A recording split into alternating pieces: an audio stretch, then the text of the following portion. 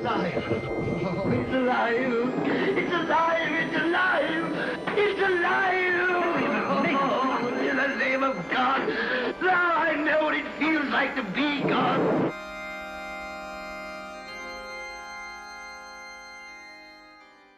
Hey guys, it's me, Halloween Dan. And if you hadn't guessed by that weird little intro section there, today we are once again talking about characters of horror. I'm not going to stop doing that, I quite enjoy it. Today we are focusing on probably one of the most famous monsters of all time, probably the oldest literary monster in some respects, and also one of the greatest inspirations for all kids via Halloween costume wise, because today we are talking, of course, about Frankenstein's monster. So sit in guys, because this might be a long one.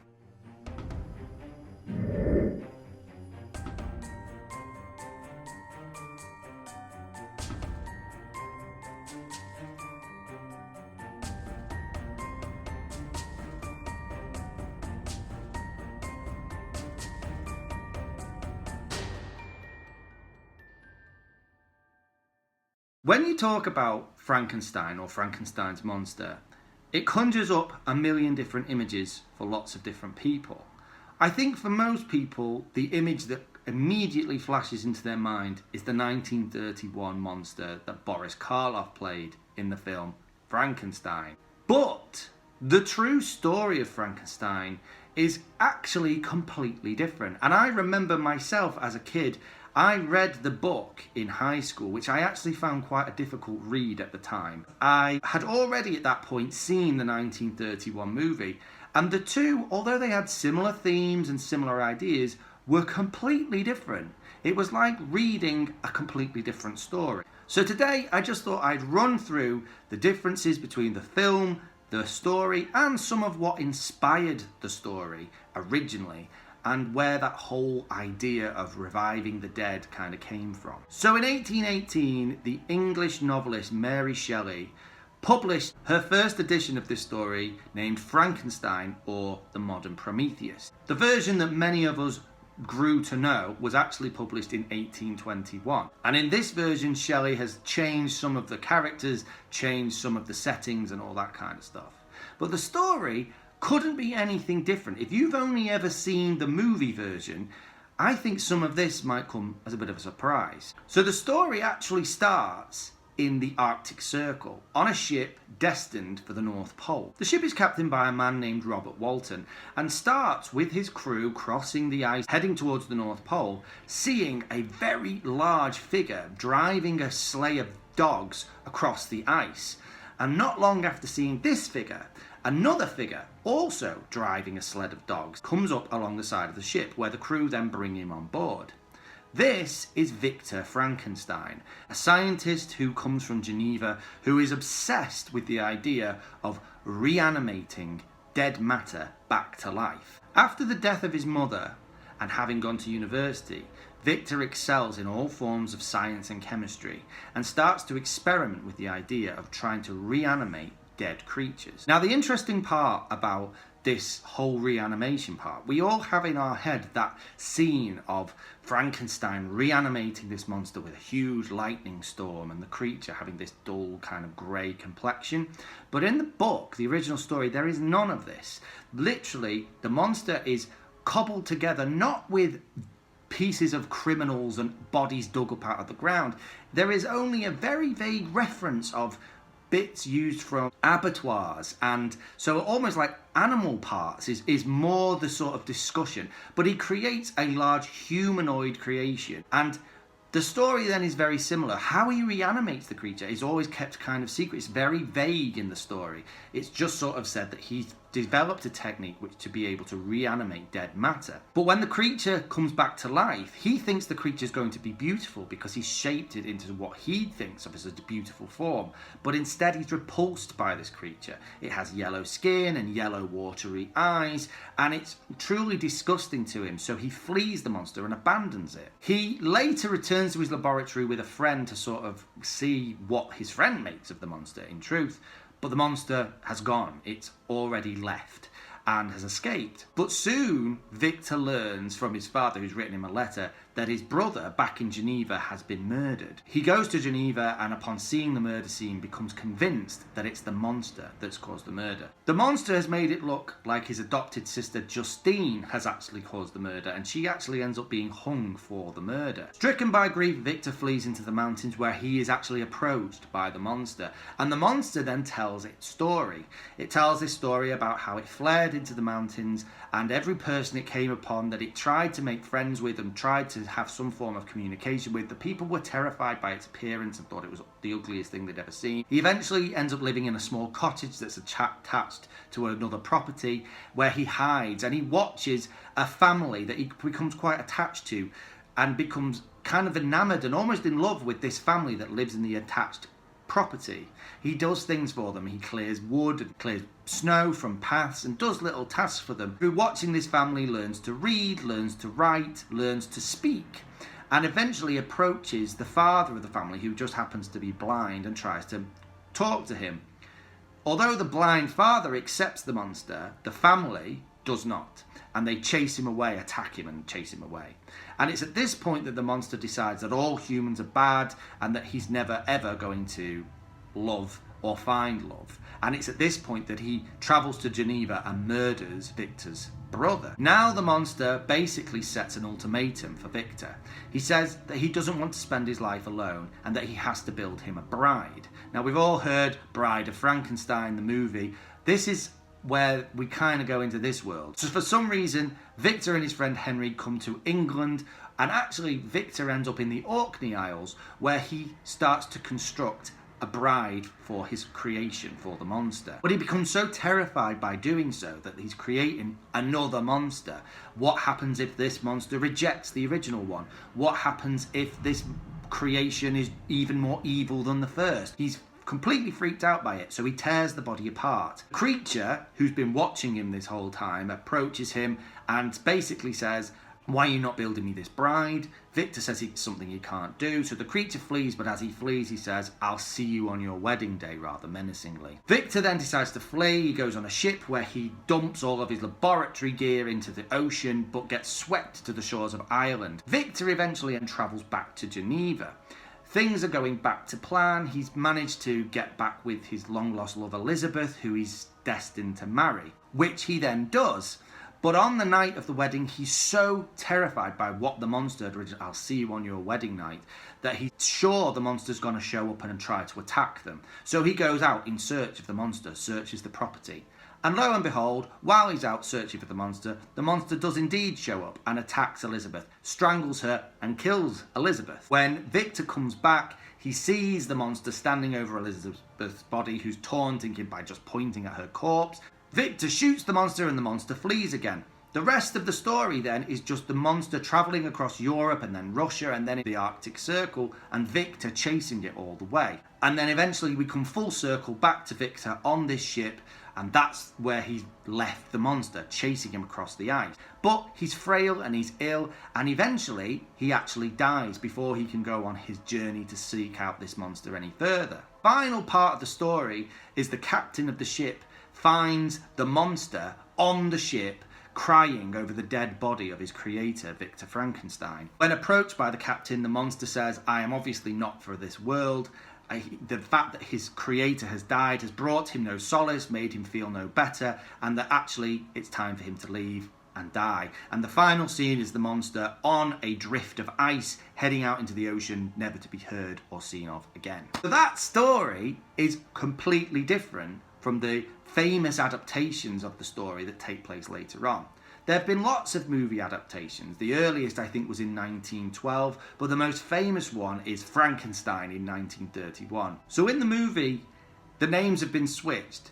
Henry is now the main protagonist, Henry Frankenstein, and he is in Bavaria. He's in a Bavarian castle, and he's obsessed with the idea of reanimating life. Henry Frankenstein is played by Colin Clive, and the monster in this is played, of course, by Boris Karloff himself, the most famous version of Frankenstein's monster to date. Now, in this version of the story, it is completely different. There's no scenes in the North Pole, there's no Arctic quest, there's no brother in Geneva that gets murdered. It's all set in the Bavarian Alps. Frankenstein and his hunchback assistant Fritz have been obsessed with the idea of reanimating life, and what they've been doing is digging up dead bodies, recently dead corpses from graveyards.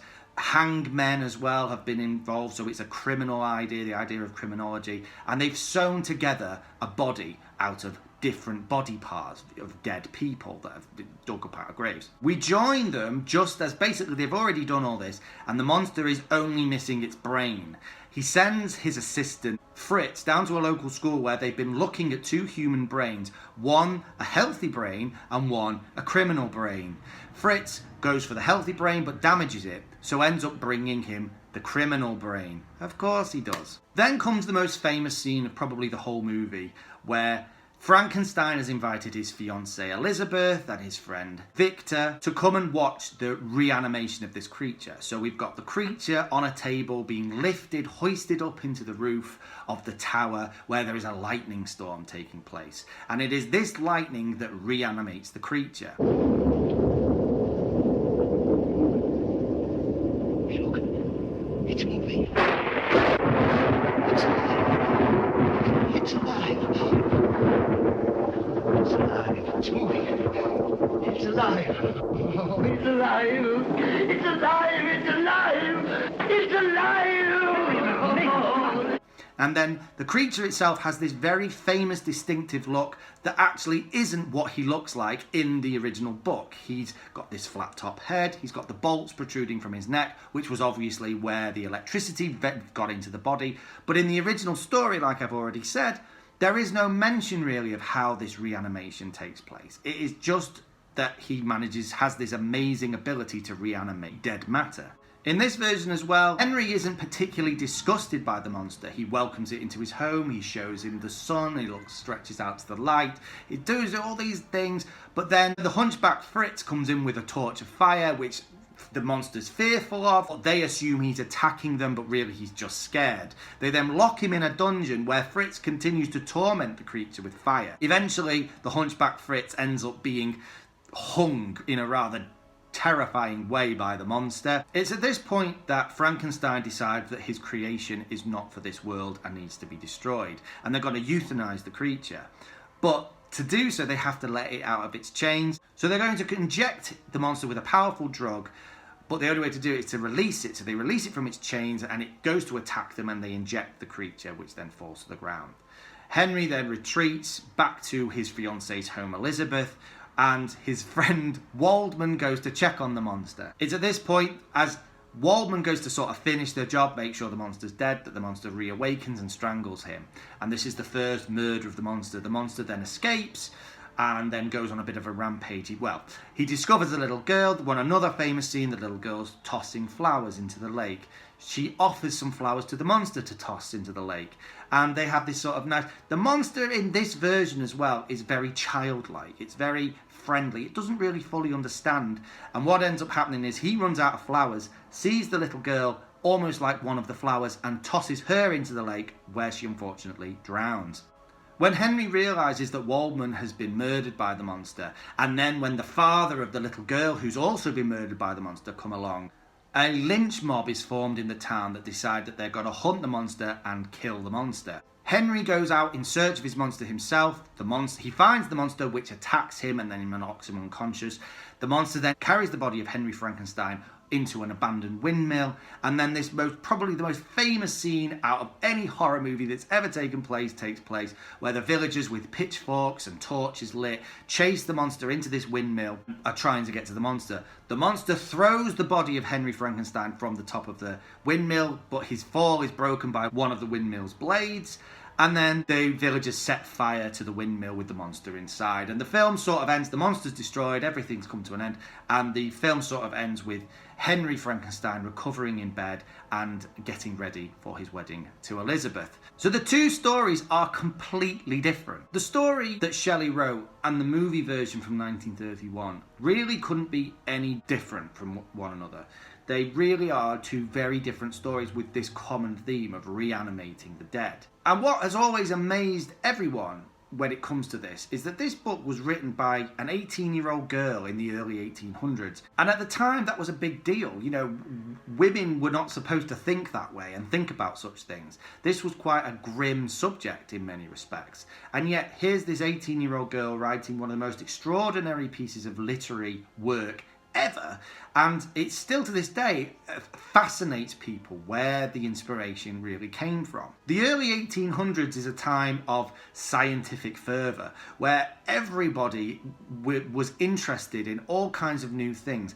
Even things like alchemy and stuff were coming back into the world, and people were trying to figure out, with all the new things they knew, the new technology, all the new sciences, the chemistry, there was always this possibility of the things that were thought of as impossible in the past were suddenly thought of as possible suddenly. This was also a time where scientists in general wanted to understand more about the human body. Many people have thought that some of the inspiration behind what Mary Shelley put together was from something that was kind of happening at the time, which was body snatching. It was quite commonplace, particularly in the UK at that time, that scientists who wanted to study anatomy, there was no way of them to really do so, at least in the latter part of the 1700s and into the early 1800s. It was against the law to cut up a body at that point. So the only way they could get hold of bodies was for the already dead bodies to be dug up out of the ground to do experiments on. And this was quite commonplace. And body snatchers were quite common too, where they would dig up dead bodies and sell the bodies to scientists who wanted to check them out, to look at the biology of how the body really works. And it's strange to think that early medicine is based upon a section of criminality where bodies were being dug from the ground to be experimented on and to look and to be cut open and looked at. No one's really sure where Shelley got her inspiration from.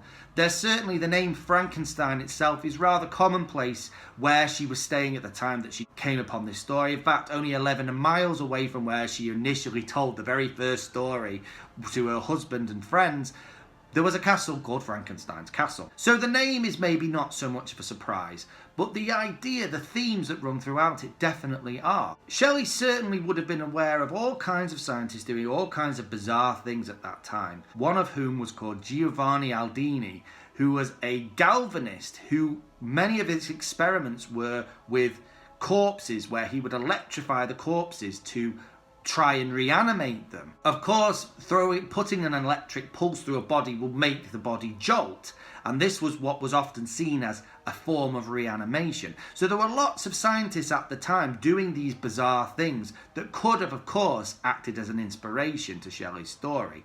But no one's overly sure exactly what the full inspiration was. The truth of the matter is, it's just a really amazing story written by a truly amazing woman back in the early 1800s. And without a doubt, whether you like the movie version or the book version or a later movie version, Frankenstein or Frankenstein's monster, the creature, remains one of the ultimate Halloween monsters ever to be created. Anyway guys, I've chatted on long enough. I told you this was going to be a long one. So if you're here at the end, thank you for watching. Please consider liking and subscribing, and I will see you in the next one. Keep it spooky. Bye.